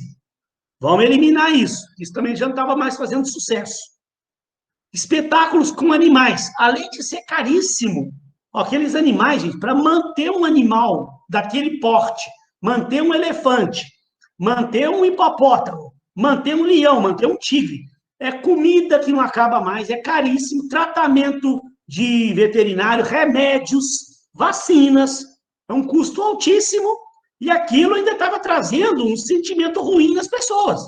As pessoas já não estavam mais gostando tanto de ver, por saber que aqueles animais eram maltratados no circo. Então vamos eliminar também. No circo novo nosso agora, não tem mais. Porque nós estamos eliminando uma coisa que o povo não está mais gostando e estamos eliminando custo alto. Desconto para grupo, vamos eliminar também, acabou isso. Aqueles espetáculos com vários picadeiros, vamos eliminar. Vamos elevar o espetáculo de um picadeiro único, só um picadeiro e uma pessoa lá, ou um grupo de pessoas se apresentando. O que é que nós vamos reduzir? Não é eliminar. É apenas reduzir um pouco a diversão e o humor e reduzir um pouco vibração e perigo. Ou seja, aqueles palhaços, aqueles números lá, porque mudou, né? A forma das pessoas gostarem dessas coisas. Ninguém gostava mais daquele circozinho, palhaço, aquelas coisas. O gosto das pessoas mudou. Então, não é que vai eliminar a diversão e o humor, é reduzir um pouco. E vão criar coisas que aqueles circos não têm mais. O que eles fizeram? Eles criaram um ambiente refinado. Porque aqueles circos lá da época, gente, eram aqueles circos de tábua, né? De poeira. Era uma poeira que não acaba mais, que eles troçam tudo. Eles criaram, gente, um ambiente altissimamente refinado. Assista uma hora lá no YouTube, lá um espetáculo lá do Cirque du Soleil para você ver. Com várias produções e criaram música e dança. E, em vez de ter animal, palhaço sem graça, aquelas coisas lá, música e danças artísticas. Então, eles eliminaram coisas, elevaram outras, reduziram algumas e criaram coisas que não existiam naqueles circos tradicionais. Vamos ver agora, então, olha lá o que aconteceu. Olha aqui para você ter uma ideia. Olha que bacana. Aqui na tela está o gráfico dos circos tradicionais da época, né? Os atributos embaixo, o nível de oferta do outro lado. Olha o que virou o Cirque du Soleil. Olha aqui para você ver, Eles, aumentaram o preço, subiram o preço do ingresso. Esses negócios aqui, astros circenses, animais, desconto, vários cadeiras, eliminaram, né? Vibração e humor, diversão e humor, e vibração e perigo. Eles reduziram o nível de oferta lá, só reduziram um pouco, elevaram um picadeiro único e criaram isso aqui, gente, isso aqui que está para cá, são os atributos que os outros circos não tinham, olha lá, que é exatamente o que é aquilo ali, olha lá, o tema, ambiente refinado, várias produções, música e danças artísticas, é exatamente isso aqui que foi criado. Então, se você pegar e analisar a matriz de valor, você pode perceber que o gráfico deles é completamente diferente. O gráfico deu uma diferença grande. E, ao mesmo tempo, o mais interessante é que eles se diferenciaram, eles criaram valor, criaram coisas novas e reduziram o custo. Porque isso aqui era caríssimo. Só os astros circenses, os animais aqui, reduziram o custo drasticamente. Então, gente, é um exemplo clássico de que eles conseguiram alinhar aquelas duas estratégias, a diferenciação com a liderança de custo ao mesmo tempo, e criaram valor. E o mais interessante, numa indústria, num setor que estava falindo. Então, olha que coisa bacana. Aí, pessoal, olha só para a gente encerrar, então, olha o que eu fiz aqui, que coisa interessantíssima, que serve até de um case para a gente. Numa dessas minhas consultorias por aí afora, eu fui... Ô, Leila, tá com algum problema, querida? Não, né? Já voltou aí, né? Ela saiu sem querer. Pessoal, olha que coisa que interessante que aconteceu. É... Eu fui te responder, aí eu cliquei no botão errado. Você viu a explicação ali, né? Vi. Olha o que eu fiz, ó. Eu estava dando uma consultoria para uma administradora de condomínio. E é um ramo que eu entendo bastante, né? Então a gente estava passando por um momento lá que o cara estava querendo fazer uma reestruturação lá na empresa dele. E eu, como consultor, eu falei, olha só, falei para o dono da empresa, né? Você conhece a estratégia do Oceano Azul? O cara falou, não conheço e nunca ouvi falar. Então, eu vou trazer isso aqui para você ver. Me dá uma semaninha, deixa eu botar minha cabeça para funcionar. Vou criar uma estratégia do Oceano Azul para apresentar para a diretoria da empresa, dentro dessa área de administração de condomínio. Então, isso aqui a gente não cria assim, sentei aqui e criei, não. Na verdade, eu gastei quase um mês. Eu fui analisar, fui fazer uma pesquisa desse mercado todo, fui parar para analisar tudo que essas administradoras de condomínio ofereciam para os clientes. Depois que eu listei tudo que essas administradoras ofereciam, eu vim fazendo uma análise com todo cuidado, bem minuciosa. O que a gente pode eliminar, o que a gente pode reduzir, o que a gente pode elevar e o que a gente pode criar. Então, isso, gente, é uma análise que tem que ser feita, não é? Ninguém cria um negócio desse aqui assim da noite para o dia. E depois eu ainda sentei lá com eles lá para a gente acabar de discutir isso e verificar o que era mais viável, o que não era. Então, né, você não vai correr o risco de você um dia na empresa lá, o seu diretor virar e falar, cria uma estratégia do Oceano Azul para mim aí, para minha empresa. Não é bem desse jeito, você não é da noite para o dia.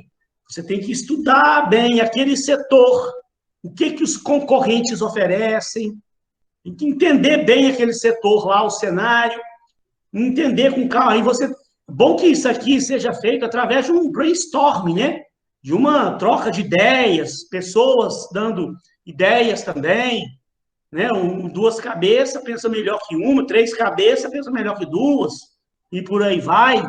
Ainda mais pessoas entendidas do mercado, né? Então, mas eu criei um esboço primeiro e apresentei para os diretores. Aí depois nós trocamos ideias. Então, ó, aqui eu listei primeiro, eu listei todos os atributos das empresas de administração do mercado. O que elas oferecem, o que elas cobram de cliente. Então, ó, eu entendi, né, eu sou desse ramo, eu sabia. Essas empresas, elas investem muito dinheiro em instalações modernas e bem equipadas. Então, tem umas empresas aí que você vai, gente, instalações moderníssimas, grandes, e investem um dinheiro altíssimo naquelas instalações, compram lojas caríssimas para montar suas administradoras, suas filiais, né? Isso até lá nos anos, por volta dos anos 2000, 2005, 2010, todas pensavam dessa forma. Eu hoje penso diferente. Vou mostrar já o que eu dei de sugestão. Atendimento presencial, né? O síndico quer resolver um negócio, ele vai lá na administradora de condomínio, senta com o gerente, então tem um gerente de condomínio para dar atendimento, equipe de profissionais bem preparadas, tem um atendimento personalizado, moderno sistema de gestão. Foi listando. Aqui eu fui listando. Tem um sistema de gestão, tem um site para acompanhamento das informações do condomínio. As empresas hoje já têm um aplicativo para você acompanhar as contas do condomínio, prestação de conta online, balancete de papel ainda mensal que manda para o cliente, pasta digital, que é um tipo de pasta hoje de prestação de conta digital. Elas cobram muitas tarifas adicionais do cliente, além da taxa de administração, tem um monte de tarifazinha que as administradoras cobram do cliente, que nenhum cliente gosta. Irrita os condomínios tudo. Tem assessoria em assembleia, assessoria jurídica, faz cobrança da inadimplência, presta assessoria de pessoal, faz recrutamento e seleção de funcionários, mas pouco.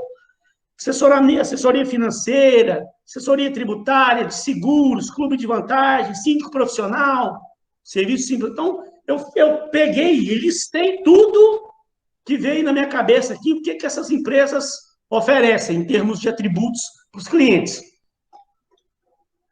Aí, o que foi o meu próximo passo? analisar isso aqui e tentar entender, refletir com bastante calma, o que eu vou eliminar, o que eu vou reduzir, o que eu vou elevar e o que eu vou criar, que não tem aqui, que elas não oferecem ainda, para eu poder diferenciar. Então, ó, eu peguei primeiro e listei aqui, criei a minha matriz. Deixa eu ver, é só um negócio. Eu criei a minha matriz, ó. Coloquei aqui, gente, todos os atributos, ó. O que eu percebi que dava para mexer. Está um pouquinho só desconfigurado esse negocinho aqui de raiva. Que eu modifiquei aqui, peraí, para ficar mais fácil você enxergar.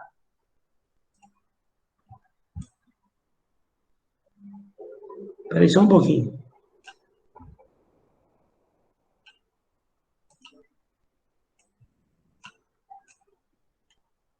Deixa eu só melhorar esse negócio aqui. Está meio confuso aqui, porque ele deu uma pequena desconfiguradinha aqui, gente. Peraí, só um pouquinho. Aí, ó. Eu acho que tá melhor. Ah, esse aqui também tá ruim, peraí. A gente às vezes mexe no troço, ele dá uma desconfigurada. Acho que agora ficou melhor, vamos ver. Ó, eu entendi o que dava para eu trabalhar e coloquei aqui, ó, na parte de baixo, todos os atributos. Atendimento presencial, débito automático para pagamento da cota condominial, pasta digital, instalações, que as empresas lá, né, instalações moderníssimas e caras e tal, balancetes mensais, assessor de papel, assessoria jurídica, assessoria em assembleias, tarifas, e fui tentando entender. Ó. Aí, o que eu primeiro separei? No Rio de Janeiro, aqui em Niterói, tem 2 grupos de empresas. Tem umas empresas maiores, mais tradicionais, tipo APSA, Crase, CIPA, Lounds, BCF, Proteste, BAP, são empresas grandes e tradicionais do mercado. E tem outras empresas menores, que eu nem vou citar o nome aqui não, empresas menores. E fui vendo o que essas empresas aqui maiores oferecem, o nível de oferta. Então, olha lá, ó, elas têm muito atendimento presencial ainda, todas elas oferecem débito automático para pagamento de cotas, todas elas oferecem a prestação de conta digital, instalações, as empresas grandes têm instalações moderníssimas e as empresas pequenas, em nível médio de oferta, instalações, né, um pouco menos luxuosas. As grandes empresas todas mandam balancete para os condôminos impresso, as empresas pequenas mandam em menor quantidade, quando o cara não quer, elas não mandam. As empresas grandes oferecem muita assessoria jurídica, assessoria em assembleias, essas aqui oferecem um pouco menos, e por aí vai. Elas todas têm, uma boa parte já tem o aplicativo, nem todas têm, mas muitas têm aplicativo, as empresas pequenas nem todas têm, em volume menor. Mas, bom, gente, você não entende muito bem desse setor, também não adianta eu ficar tentando explicar os detalhes, não. O importante aqui, gente, olha para você ver o que eu fiz. Eu peguei agora e vou analisar. Ó. O que eu vou eliminar, o que eu vou reduzir, o que eu vou elevar e o que eu vou criar. Então, olha lá, ó. Nós estamos vivendo num mundo hoje, o que você tem que pensar? O que eu sugeri para o cara? Hoje nós estamos vivendo um mundo de tecnologia. Eu já estou aqui há 2 anos dando aula pela internet. Então, depois que surgiu esses mecanismos aí de videoconferência, WhatsApp, você monta um grupo no WhatsApp, a comunicação, gente, ela melhorou, mas assim, consideravelmente o nosso nível de comunicação. Então, gente, em primeiro lugar, não tem tanta necessidade mais de um atendimento tão presencial quanto aquelas empresas prestam, não. A gente pode pensar num tipo de atendimento onde o gerente atende de forma remota. O cara conversa com ele pelo WhatsApp, se for o caso, faz uma videochamada, faz uma videoconferência. Eu consigo fazer uma reunião de condomínio, eu já faço hoje. Já cansei de fazer reunião de condomínio, tudo por videoconferência. E até melhor, velho. O cara está lá em São Paulo, o outro está lá em Minas Gerais, ele pode participar da reunião do condomínio dele. Coisa que, quando era tudo presencial, não podia. Então, vamos eliminar isso, porque aí você também elimina espaço físico, que é caríssimo. Já está reduzindo o custo, tá vendo? Reduzindo o custo. Ó, vamos eliminar débito automático para pagamento de cota, que dá uma tal de débito automático para pagamento de cota. É um negócio que vive dando problema, vive enchendo a paciência do morador. O cara debita lá, o negócio é debitado da conta dele, e, na verdade, depois, quando vai ver, o cara está devendo ainda lá na administradora. Então, coisa que da Zebra, tá, que gera problema, vamos eliminar. Essa pasta digital também que eles mandavam era um pendrivezinho que cobrava caro do condomínio. Se você tem tudo lá no site disponível, para que mandar pendrive com os negócios digitalizados? Elimina isso. Ó, vamos ver o que nós vamos reduzir. Instalações modernas e bem equipadas. Porque hoje, o que acontece? Só explicar, né? Quando eu trabalhava naquela empresa de Copacabana, na época lá, o pessoal, eles compraram, eles quiseram criar uma filial na Barra da Tijuca, compraram 3 salas lá no shopping, lá na Barra da Tijuca, mas assim, foi uma fortuna, milhões. E a empresa foi lá e comprou aquelas lojas. Um custo caríssimo. Sendo que hoje, ninguém nem vai lá, porque hoje está todo mundo trabalhando digital, ainda mais na Barra da Tijuca. Barra da Tijuca, gente, o tipo de cliente de lá, o cara não quer ir lá na empresa resolver negócio, não. O cara quer mandar um WhatsApp para o gerente dele e quer o negócio resolvido até o final do dia. Pronto, acabou. Então, hoje, não faz mais sentido a empresa. Ah, vamos abrir uma filial na Barra da Tijuca? Vamos. Vamos comprar 3 lojas de 3 milhões cada uma? Para que isso? Você aluga uma salinha pequena só para ter um postozinho lá. Para quem precisar realmente de ir lá, um postozinho, uma salinha com uma mesa, com um computador e um assistente lá com o sistema da empresa lá. O cara quer tirar uma segunda via de boleto, o cara quer ir lá resolver um negócio rápido do seu condomínio lá. Tem um posto, não precisa de uma sala gigantesca que custa milhões. Então, olha para você ver, ó, só reduzindo o custo, com coisas muito caras. O cara olhou isso e falou, opa, você tem razão. Vamos ver. Aqueles balancetes mensais aqui, eu estou falando de balancete de papel. Hoje você tem um aplicativo com tudo aqui disponível. Para que vai ficar mandando balancete de papel para o cliente que ainda tem custo? Vamos reduzir ele. Só para quem realmente quiser mesmo. Aquele pessoal mais velhinho, de terceira idade, que não se adapta bem com tecnologias, então manda balancete só para ele. Não vai mandar para todo mundo, está desperdiçando dinheiro, desperdiçando papel. Reduzir a assessoria jurídica, treina melhor o gerente que vai atender o condomínio, que a assessoria jurídica terceirizada é caro, então estou reduzindo o custo aqui também. Não é eliminar, mas reduzir. Assessoria presencial em assembleias, procurar fazer assembleia tudo por videoconferência, que você reduz o custo também do deslocamento do gerente. Olha para você ver, cara, um monte de coisa que eu estou falando aqui que nós estamos reduzindo o custo. Né? Reduzir aquelas tarifas adicionais, ó. O que era a proposta minha? Vamos elevar um pouco a taxa de administração e reduzir o máximo aquelas tarifas adicionais que enchem a paciência do condômino e do síndico. O cara tem lá uma taxa de administração mais barata, mas tem um monte de tarifazinha que é cobrado do condomínio lá, que praticamente dobra o valor da taxa de administração. Então, o que a gente faz? Não, vamos fazer o seguinte, vamos inverter o negócio.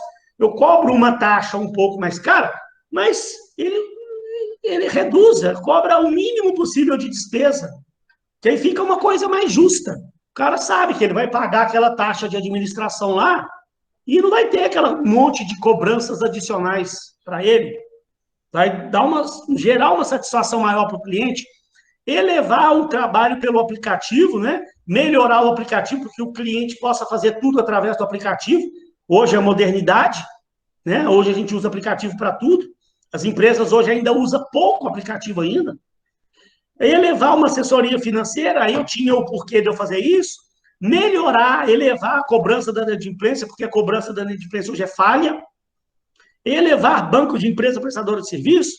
Elevar prestação de conta online. Elevar recrutamento e seleção de funcionários, que essas empresas hoje não fazem. Elevar o atendimento online, né? Que eu estou reduzindo o atendimento presencial e vamos elevar, eu estou eliminando, né, o atendimento presencial, vamos elevar o atendimento online, que sai mais barato para a empresa, e vão criar, ó, Em vez de abrir uma filial lá na Barra da Tijuca, comprar 3 lojas caríssimas que custam milhões e milhões e milhões, não cria um escritório burocrático, um escritóriozinho, só para atender o cliente que precisar realmente. Vamos criar mais atendimento em home office, que eu estou eliminando, né, reduzindo instalações. Vamos criar trabalho através de home office, que a gente viu aí que foi uma coisa que deu certo.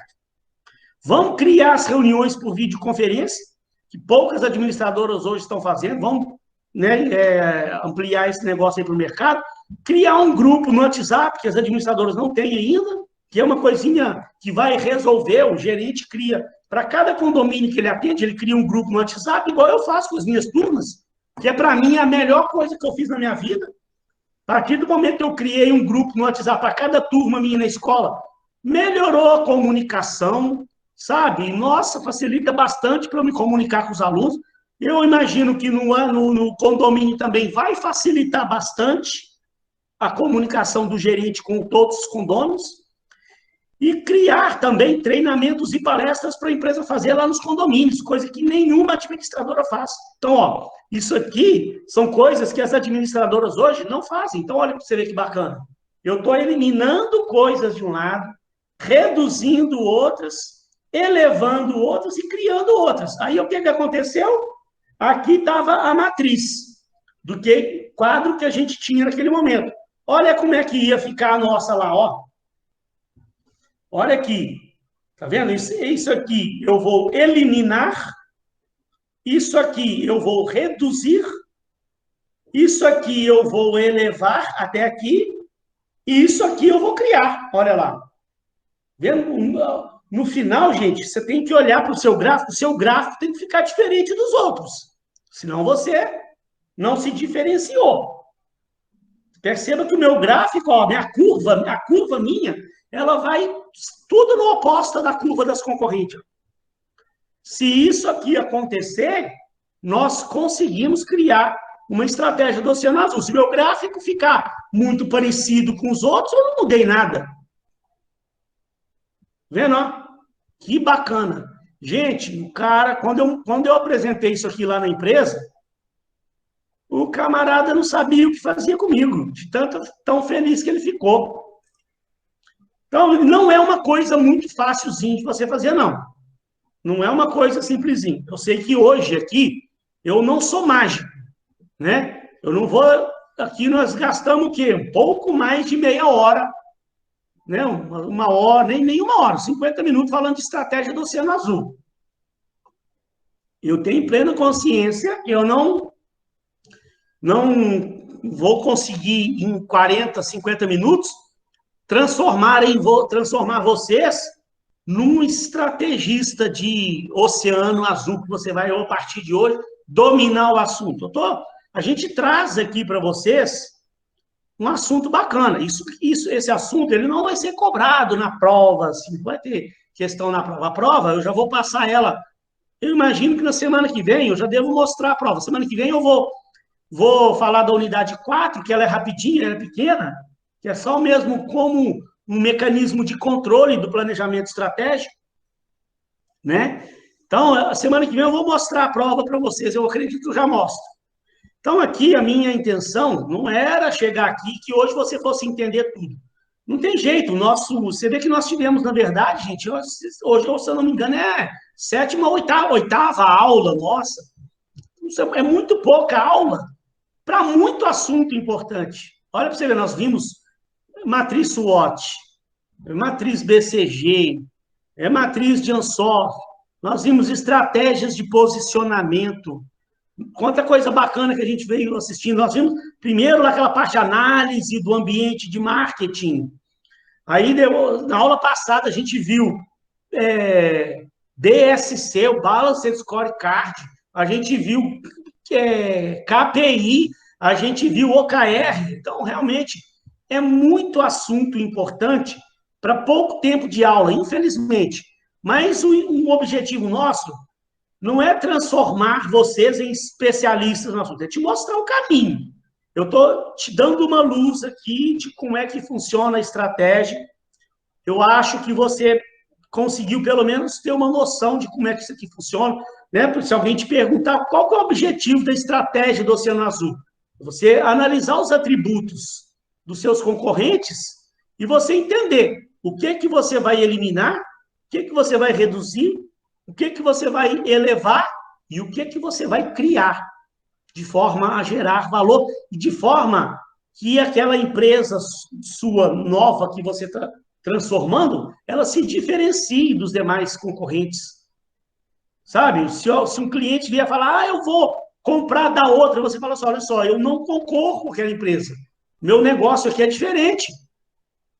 Né? Olha só, se essa empresa lá, foi uma pena que veio essa pandemia e acabou que eu encerrei minha consultoria lá com essa empresa lá, e eu não acompanhei, depois eu fui dar consultoria para outra empresa, eu não sei se eles implantaram isso aqui, eu dei a ideia.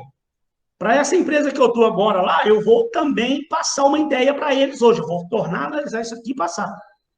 Mas de forma que se a empresa implementar isso aqui, imagina o seguinte, a hora que um cliente falar assim, eu vou cancelar o contrato com vocês e vou para outra administradora.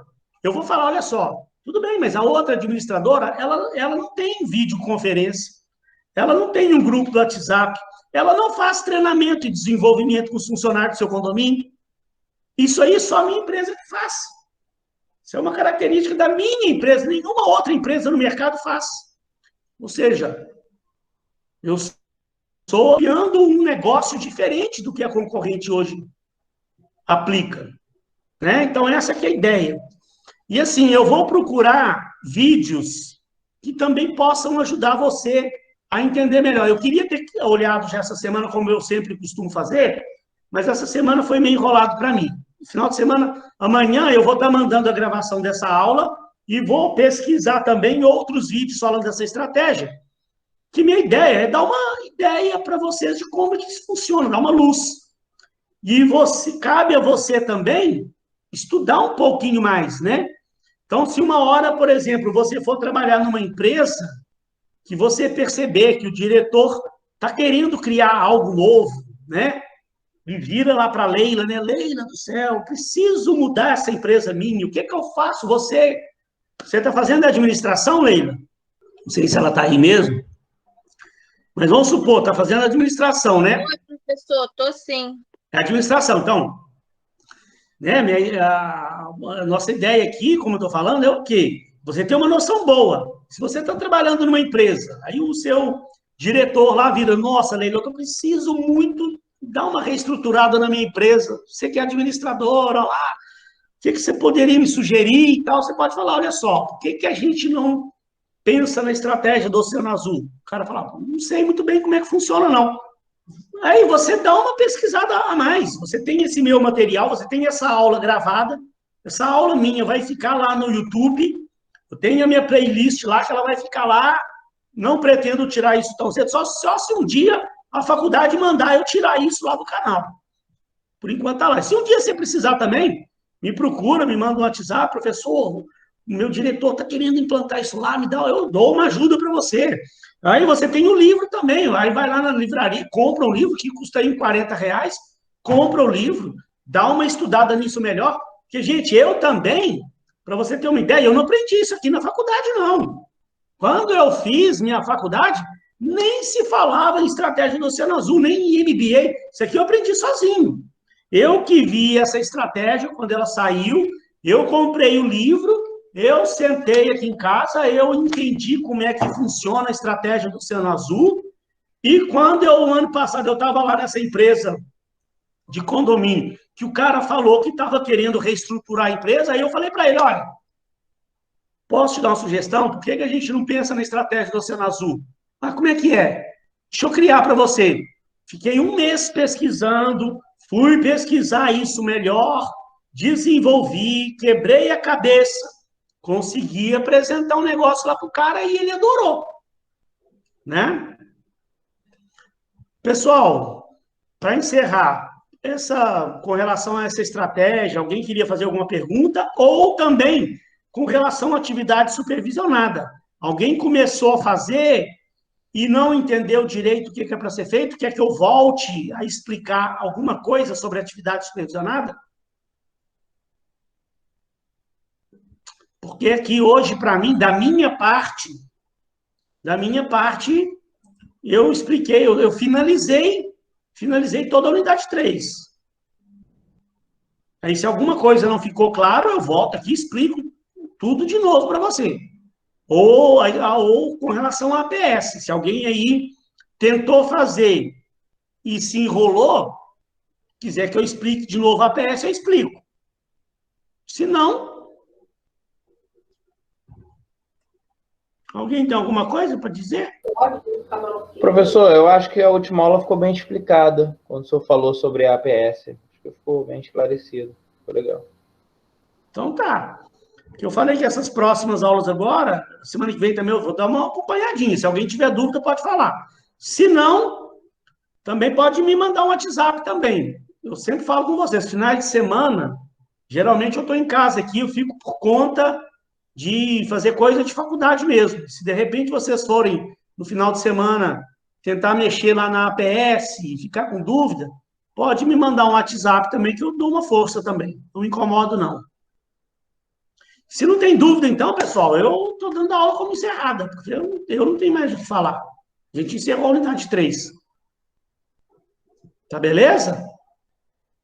E só tenho, na verdade, a agradecer a todos vocês por numa sexta-feira braba, 9 horas da noite, estar aqui comigo, aqui me fazendo companhia. Muito obrigado mesmo. E eu doida para tomar uma cervejinha, comer um churrasco, tô aqui. Vai lá! Vai lá, você merece. Vai lá tomar uma cerveja, comer um churrasco, você merece. Não, professor, eu tô fazendo o meu tópico na PS.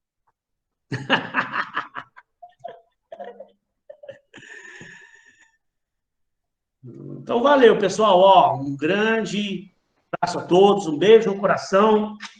Fiquem todos com Deus. Excelente final de semana para todos. Precisando de mim, estarei aqui à disposição para ajudar. Tchau, professor. Obrigado pela aula. Bom final de semana, professor. Valeu, Tiago. Obrigado aí, viu? Boa noite, boa noite. Valeu, Leila. Obrigado, querida. Muito obrigado a todos aí. Boa noite, professor. Bom final de semana. Valeu, Gabriel.